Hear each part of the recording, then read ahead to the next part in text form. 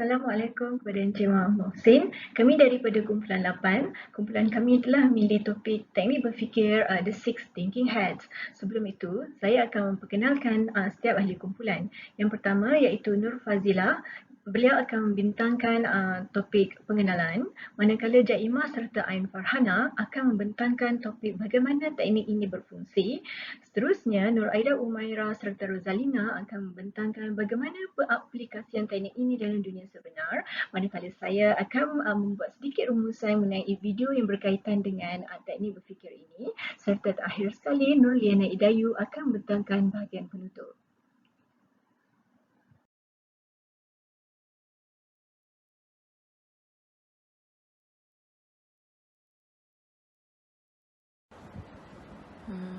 Hai, nama saya Nur Fazila binti Mat Yusof. Okey, untuk pengenalan Six Thinking Hat ni, Edward de Bono memperkenalkan teknik berfikir ini pada tahun 1985 melalui buku tulisan beliau bertajuk Six Thinking Hats. Prinsip sistem ini mengenai fungsi otak berfikir dengan cara yang berbeza, yang mana boleh menjadi kritikal, positif, emosional, rasional, kreatif dan mengawal. Dr. de Bono mengenal pasti cara berfikir yang biasanya kita lalui dari satu ke satu masa yang lain secara tidak sedar. Beliau mencadangkan untuk membuat perubahan pemikiran secara sedar, disengajakan dan disusun bertujuan untuk mencipta idea dan menyelesaikan masalah. Analogi topi tersebut ialah anda boleh memakainya dan melepaskannya dengan sengaja. Dengan setiap topi, anda mengambil peranan berfikir bahawa anda boleh berubah secara tersedar dan berurutan. Tujuannya adalah untuk melihat masalah dari sudut pandangan realiti yang berbeza tanpa menilai. Ini seperti brainstorming tetapi dengan peraturan. Masing-masing dari 6 topi warna yang berbeza, dan setiap warna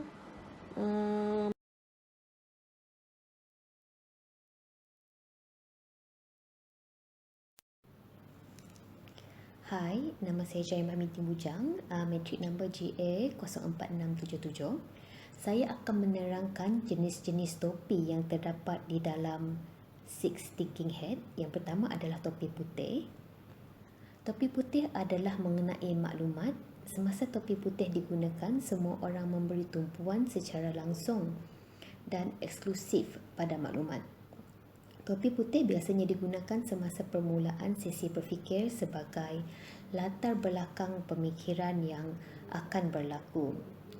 Topi putih juga dapat digunakan semasa akhir sesi sebagai penilaian. Bahagian topi putih yang sangat penting adalah menentukan maklumat yang hilang dan diperlukan. Tenaga topi putih diarahkan untuk mencari dan meletakkan maklumat. Manakala yang kedua adalah pemikiran topi merah. Topi merah mengenai emosi dan perasaan dan aspek pemikiran yang tidak rasional. Topi merah menyediakan kaedah yang mudah bagi pemikir untuk menukar dan keluar dari mod perasaan dengan cara yang lebih berarah. Topi merah merangkumi dua jenis perasaan yang luas. Pertama, ada emosi biasa seperti rasa takut dan tidak suka dengan perasaan yang lebih halus seperti mencurigakan. Kedua, terdapat pertimbangan kompleks yang merangkumi jenis perasaan seperti firasat, intuisi, rasa estetik dan jenis perasaan yang lain yang tidak dapat dilihat. Yang ketiga adalah topi hitam. Topi hitam mementingkan pemikiran dengan cara berhati-hati. Pada tahap tertentu, kita perlu memberi pertimbangan terhadap aspek risiko, bahaya, bintangan, masalah yang berpotensi dan kelemahan cadangan. Adalah tidak bijak untuk meneruskan cadangan kecuali jika pertimbangan penuh telah diberikan. Topi hitam berusaha mengelakkan bahaya dan kesukaran. Topi hitam menunjukkan perkara yang perlu diberi perhatian kerana mungkin lemah atau berbahaya. Ia juga menarik perhatian kita kepada perkara yang boleh merugikan dan yang boleh menyebabkan kegagalan. Baiklah, itu sahaja.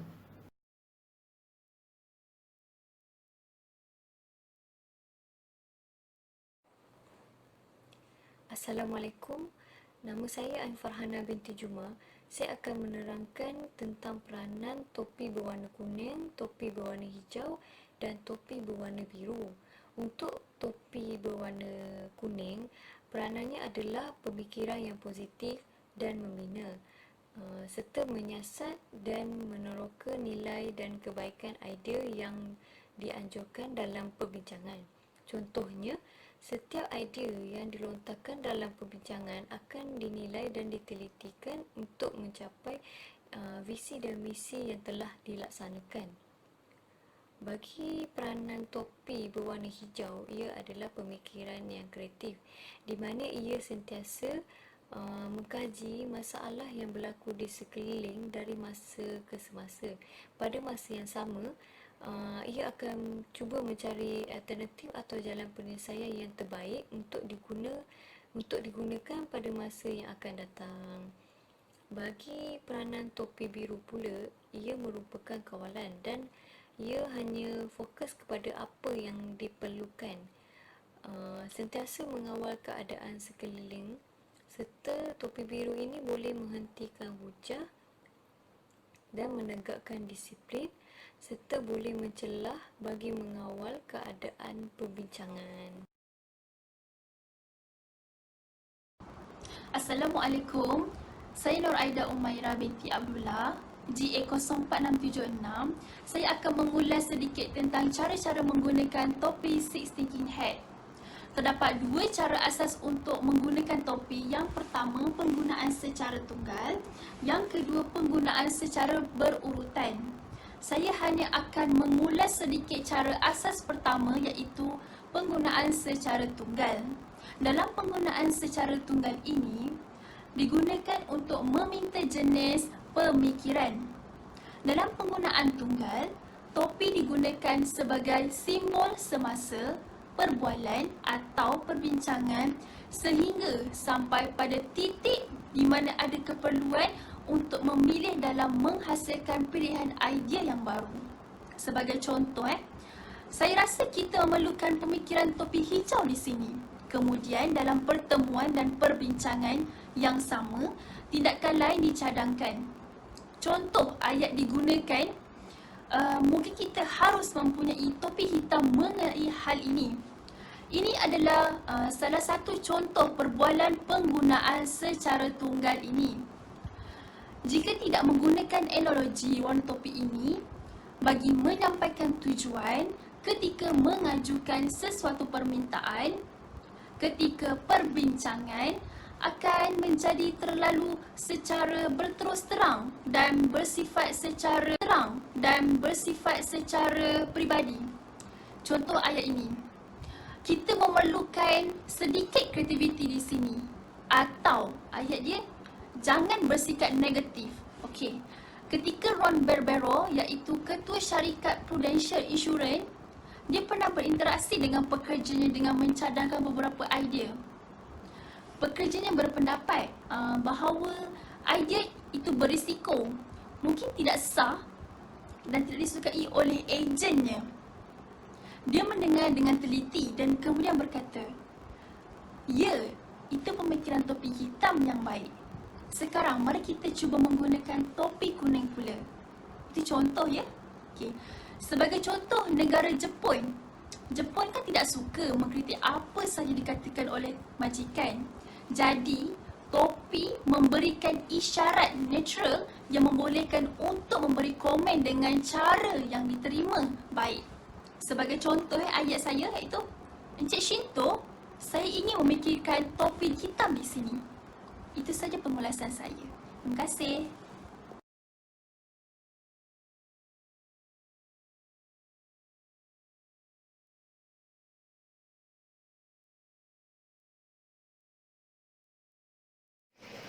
Assalamualaikum warahmatullahi wabarakatuh.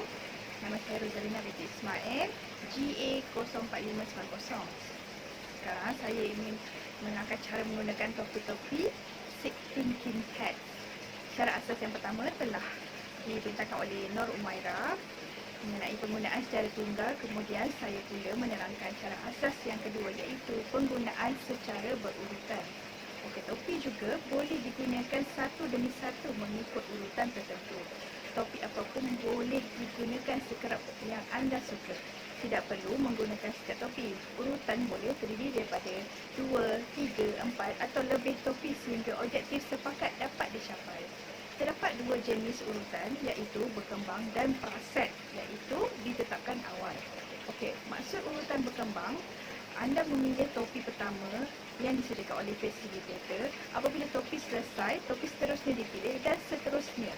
Okey, walau bagaimanapun, ada kemungkinan ahli kumpulan akan menghabiskan begitu banyak masa untuk menentukan topi yang mana akan digunakan seterusnya tanpa memfokuskan pada topik perbincangan atau siapa pun yang memilih urutan topi itu dilihat dan cuba memanipulasi mesyuarat untuk mendapatkan hasil yang diinginkannya secara peribadi. Oleh itu, lebih baik berpegang pada jenis urutan praset, iaitu ditetapkan awal.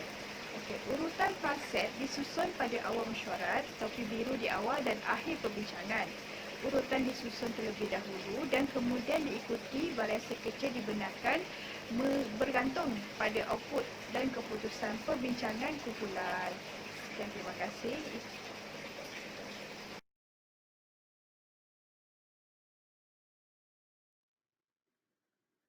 Seterusnya, kami ingin berkongsi video oleh Dr. Edward Dibono, iaitu tokoh yang menemui dan mengajar teknik berfikir Six Thinking Hat ini.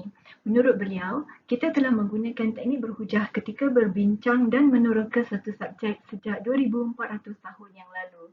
Teknik berhujah ini adalah tindakan yang primitif, tidak efisien ketika meneroka satu subjek kerana sering ketika berhujah akan ada negativiti, menyerang antara satu sama lain serta ia merupakan usaha yang tidak konstruktif dan membina. Oleh hal yang demikian, Dr. Edward Dibono mencadangkan teknik berfikir secara paralel yang bermaksud berfikir dan melihat satu perkara pada arah yang sama. Sila tonton video ini untuk mendengar perbincangan oleh Dr. Edward Dibono mengenai teknik berfikir ini.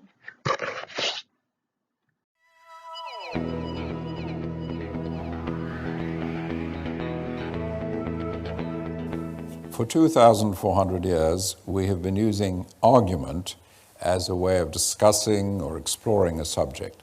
Argument is actually a very primitive and inefficient way of exploring a subject. In argument, it's mainly negative, mainly attacking, and there's no constructive effort, no design effort. There is an alternative to argument where everyone at any one moment is thinking in parallel, constructively. This is the 6 hats. Each hat is a symbol of a mode or direction of thinking. The white hat for information, the red hat for feelings, the black hat for critical thinking, the yellow hat for benefits, the green hat for creativity, and the blue hat, the organizing hat. That's now very widely used worldwide. So instead of people attacking each other and point scoring, cooperatively they're helping open up the subject, explore the subject.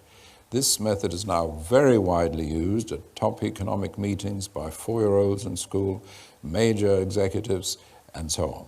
So 6 hats, a very different approach to exploring a subject from argument. You don't just say that's wrong, and try and prove your point. You open up, you explore it. Under the yellow hat, you'd say, there are these benefits, and I see these benefits and those benefits. And the black hat, you see these dangers, and so on. Green hat could be, here's another way of doing it. Here are some alternatives. Here are some new ideas. So it's a very practical, very simple way, very widely used now, of any sort of discussion, any sort of exploration at any level, whether it's top executive level, whether it's shop floor level. And indeed, we've had occasions where unions have said to management, we will not negotiate with you unless you use the 6 hats, the parallel thinking. The key word there is parallel. Parallel means that you're thinking in the same direction, but the directions change. So you can get across your point of view, and get across a critical point of view under the black hat, and so on. So that's the 6 hat system. and it's now widely used, needs training, needs formal training, but then is very easy to use.